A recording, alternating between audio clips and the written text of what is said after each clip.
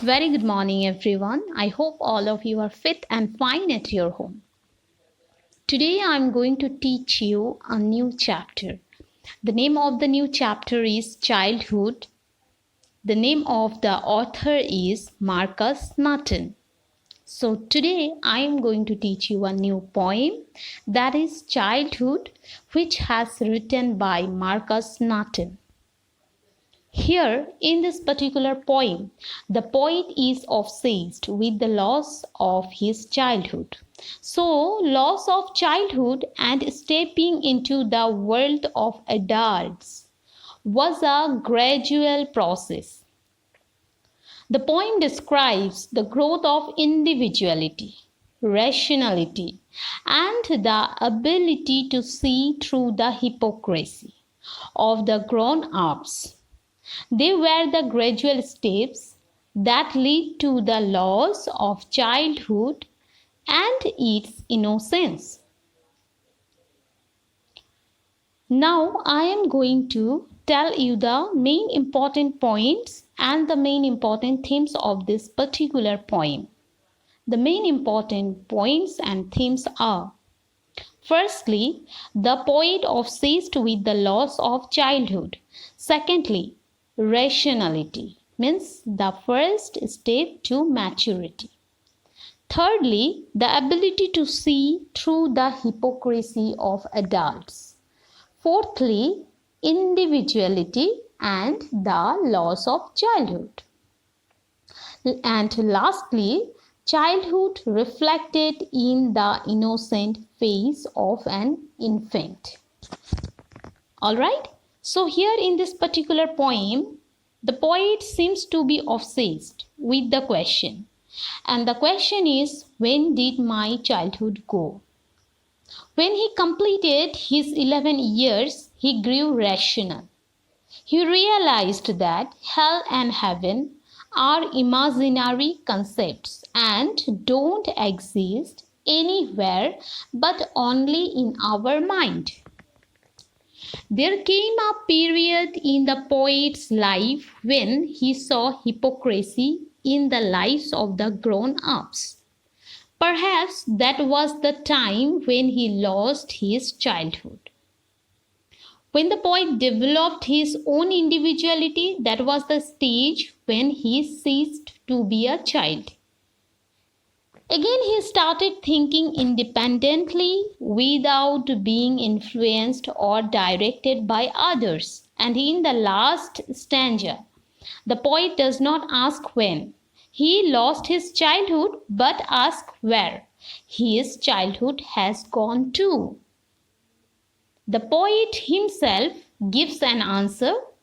His childhood stands for innocence, and it is lying hidden in the innocent face of an infant. All right. So this is all about the theme and main points of the poem. Now I am going to read the whole poem and I will explain this poem stanza wise and line wise. Childhood. When did my childhood go? Was it the day I ceased to be 11? Was it the time I realized that hell and heaven could not be found in geography and therefore could not be? Was that the day? इस कविता में कवि ने ये कविता शुरू किया interrogative sentence से, जो sentence है when did my childhood go. Means poet को ये जानना है एक्चुअली ये कौन सा मोमेंट है, कब पोइट अपना चाइल्डहुड को खोया है। फिर पोइट ने कहा was it the day, poet ने गेस किया और कहा ये क्या वही दिन है।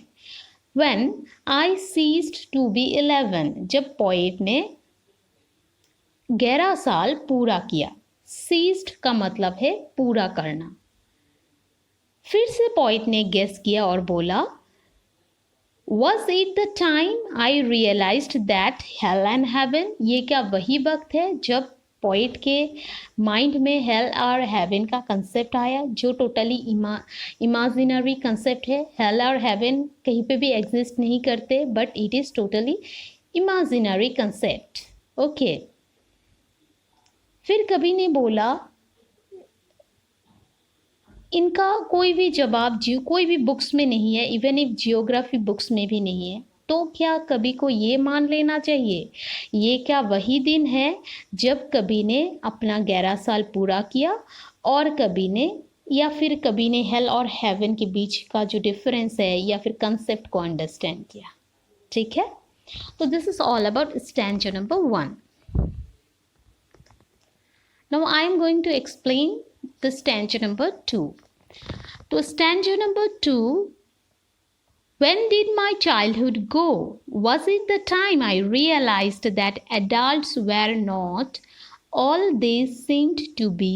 They talked of love and preached of love. Preached का मतलब है lectured, but did not act so lovingly. Was that the day?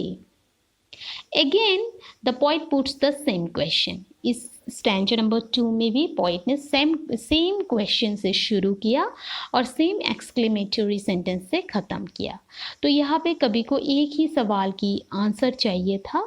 फिर कवि ने गेस किया, फिर कवि ने बोला हो सके कि एडल्ट, जब कवि को ये रियलाइज़ हुआ जब एडल्ट होते हैं लोग, तब एक्चुअली उनको सही और गलत के बीच का फ़र्क समझाया जाता है और हमेशा सही कुछ करने के लिए बोला जाता है।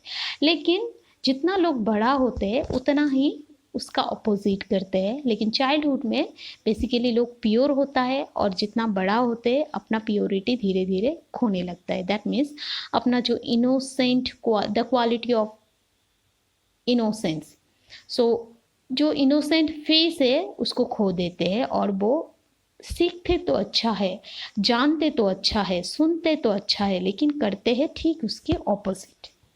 ठीक है, तो अभी स्टैंजा नंबर 3 में आ जाओ। कवि ने फिर से व्हेन डिड माई चाइल्डहुड गो, इसी के द्वारा ये स्टैंजा 3 शुरू किया, जहाँ पे बोला when did my childhood go? Was it when I found my mind was really mine to use whichever may I choose, producing thoughts that were not those of other people but my own and mind alone? Was that the day? फिर कवि ने ये बोला है कि same question का repetition करते हुए कवि ने ये बोला है कि मुझे ठीक उस दिन के बारे में, उस मोमेंट के बारे में जानना है जब मैंने अपना चाइल्डहुड को खोया है। तो कवि ने बोले कि यहाँ पे बोले हैं कि फिर से गेस किया है कि हो सके कि वही दिन हो जिस दिन से मुझे अपना, दैट मीन्स अपने आप को, जो I am alone in this world and my mind is only mind, ये ऐसा कुछ फीलिंग्स मेरा माइंड में आया जब मुझे ये रियलाइज़ हुआ कि मेरा जो माइंड है मेरा है। I can take any kind of decision, मैं अपना लाइफ की कोई भी डिसीजन मैं खुद से ले सकता हूँ। इंडिपेंडेंटली मैंने सीखना, सुनना, थिंक करना शुरू किया। तो ये जो स्टैंजा नंबर 3 है, स्टैंजा नंबर 3 हमें इंडिविजुअलिटी, मैंने थीम जब पढ़ा रही थी आपको तब मैंने आपको समझाया कि एक इम्पॉर्टेंट थीम है जो हमें बताते हैं इंडिविजुअलिटी के बारे में, individuality and the loss of childhood. जहाँ पे पोइट ने ये बोला है, there came a stage in the poet's life when the poet developed the art of independent thinking, जो अपने आप के बारे में इंडिपेंडेंट थिंकिंग को डेवलप करता है, आर्ट ऑफ इंडिपेंडेंट थिंकिंग को डेवलप करते हैं। And at this stage he realise that his mind was his own and he was not influenced or directed by others. The day he developed his individuality, he ceased to be a child. तो उनको ये लगा कि जब वो अपने खुद के बारे में खुद सोचने लगे, इंडिपेंडेंट लाइफ जीने लगे, तब शायद द कंसेप्ट ऑफ इंडिविजुअलिटी का रिफ्लेक्शन हुए, और तभी से शायद जब इंडिपेंडेंट थिंकिंग आने लगे तभी से शायद चाइल्डहुड खोया है, और लाइफ की नेक्स्ट स्टेज जो है, डिफरेंट स्टेज में से जो चाइल्डहुड के बाद में जो स्टेज आता है वो स्टेज का शुरुआत हुआ है। तो ऐसे कभी गेस करते हुए अपने सवालों के जवाब जो है वो खुद ही दे रहे हैं। तो अभी come to the last stanza, stanza number 4। वहाँ पे कवि ने अपना क्वेश्चन को थोड़ा चेंज किया, व्हेन से वेयर बना दिया, कि पहले कवि को ये जानना था कब उन्होंने खोया, अब कवि को ये जानना है कि कहाँ उन्होंने अपना चाइल्डहुड को खोया है। Where did my childhood go, it went to some forgotten place that's hidden in an infant's face, that's all I know. कवि ने बोला, मैं एक्चुअली कौन सी ऐसा जगह है जहाँ पे मैंने अपना चाइल्डहुड को खोया है, उस जगह के बारे में मुझे कुछ भी याद नहीं है जिस जगह पे मैंने अपना चाइल्डहुड खोया है। लेकिन मुझे इतना याद है कि लोग जब इनोसेंट रहते हैं, जब इनोसेंट फेस रहते हैं, जो मतलब हर एक इनोसेंट फेस में चाइल्डहुड या फिर चिल्ड्रन या फिर चाइल्ड के क्या होते हैं, इनोसेंट फेस होता है। तो हर एक इनोसेंट फेस क्या हमें समझाते हैं, चाइल्डहुड के सूचना देते हैं। तो कवि ने ये बोला है कि अब मुझे तो पता नहीं कौन सी ऐसा जगह है जहाँ पे मैंने अपना चाइल्डहुड को खोया, पर मुझे इतना पता है कि चाइल्डहुड जो है कहीं पे छुप गया है, और ये कहीं और नहीं, ये इन्फेंट फेस में छुप गया है। The childhood is lying hidden in the innocent face of an infant. Infant के जो फेस है वो इनोसेंट होते हैं, उसी इनोसेंट फेस में चाइल्डहुड छुप गए हैं। तो ऐसे ही कवि ने इस कविता को एक्सप्लेन किया, और कवि ने अपना क्वेश्चन के साथ ये कविता शुरू किया, और गेस के ज़रिए कवि खुद ही आंसर देने लगे। तो यहाँ पे एक कॉन्सेप्ट ये भी है, रैशनैलिटी। रैशनैलिटी का कॉन्सेप्ट आता है स्टैंजा नंबर 1 में। तो the first step to maturity, that means कवि ने जब बोला है, the poet makes a guess, जब गेस किया और बोले है कि that it was at the age of 11 when he started thinking like a rational human being.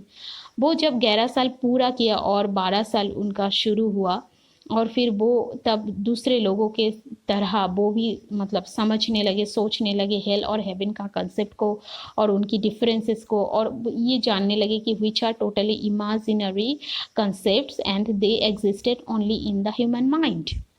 And it was the time when he started distinguishing between the truth and imagination, reality and fiction. तो ये जो stanza 1 है वो हमें rationality का reflection देते हैं।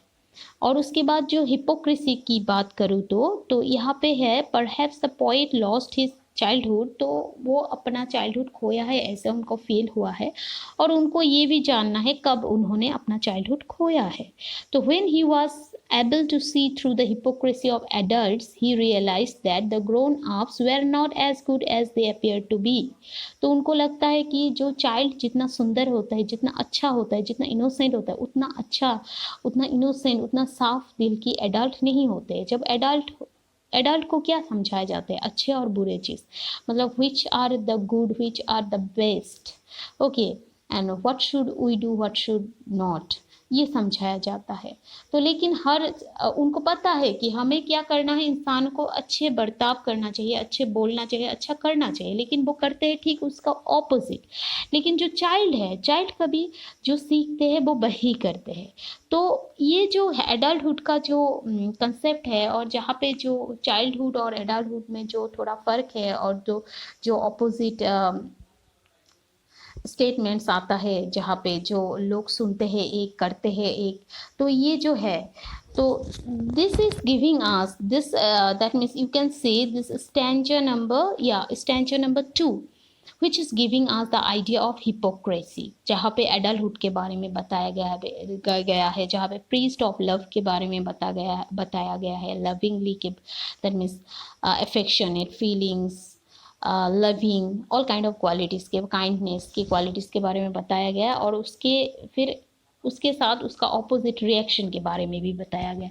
So this stanza number 2 is giving us the concept of hypocrisy. All right, so this much about the poem. I hope you understand, and here in this poem the poet himself gives an answer, and finally at the end the poet explain and say his childhood stands for innocence, and it is lying hidden in the innocent face of an infant. तो इतना तक है poem. I hope you understand, and thank you.